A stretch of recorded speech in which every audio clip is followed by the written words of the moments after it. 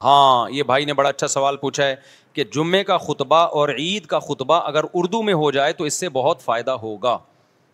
یقیناً فائدہ ہوگا, لیکن یہ کام ہم جب کرتے جب یہ صحابہ سے ثابت ہوتا.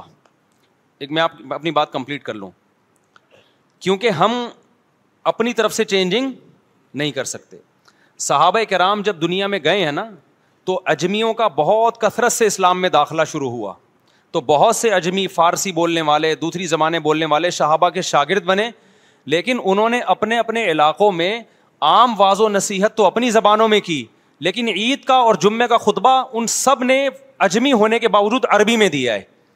اس پر امت صدیوں سے متواتر اور امت گمراہی پہ جمع نہیں ہو سکتی.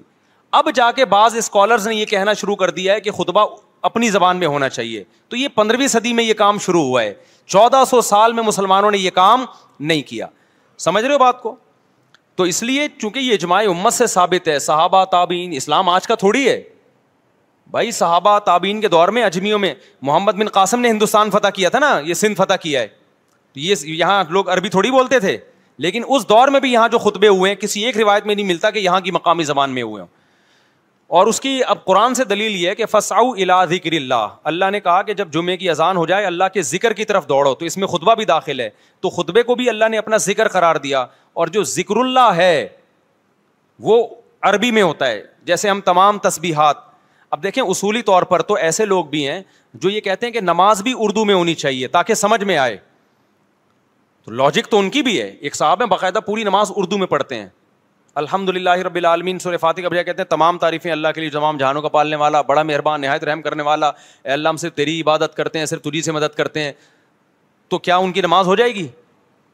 نہیں ہوگی. حالانکہ لاجک تو ان کی بھی, بھائی میں اردو میں پڑھوں گا, مجھے تو اردو میں سمجھ میں آ رہا ہے. لیکن ہم کیا کہتے ہیں بھائی قرآن پڑھنا واجب ہے نماز میں, اور قرآن کس میں ہے؟ عربی میں. تسبیحات واجب ہیں, تو جو سنت ہیں وہ کس میں ہیں؟ آپ سبحان ربی العظیم میں اگر آپ یوں کہہ دو کہ میرا رب جو ہر عیب سے پاک ہے, وہ بہت جو عظمت والا ہے, وہ ہر عیب سے پاک ہے, تو زیادہ دل لگے گا. لیکن یہ تمام چیزیں جو ہیں جو اسلام نے اسپیسیفک ذکر ہمیں بتایا ہے وہ عربی میں ہے.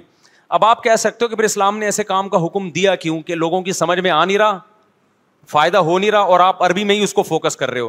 اصل میں اسلام نے ایک اور حکمت دیکھی ہے کہ عربی زبان پروموٹ ہو, کیونکہ اسلام کی سرکاری زبان کیا ہے؟ عربی ہے.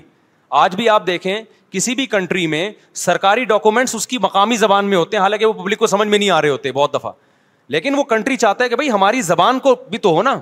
جرمنی میں آپ جاؤ گے, آپ کو جرمن نہیں آتی, لیکن وہ چاہیں گے کہ آپ جرمنی زبان سیکھو تاکہ ان کی زبان ترقی کرے. تو اسلام نے یہ جو ذکر رکھا ہے, ذکر یہ عربی میں ہی رکھا ہے تاکہ عربی زبان کی بھی حفاظت ہو.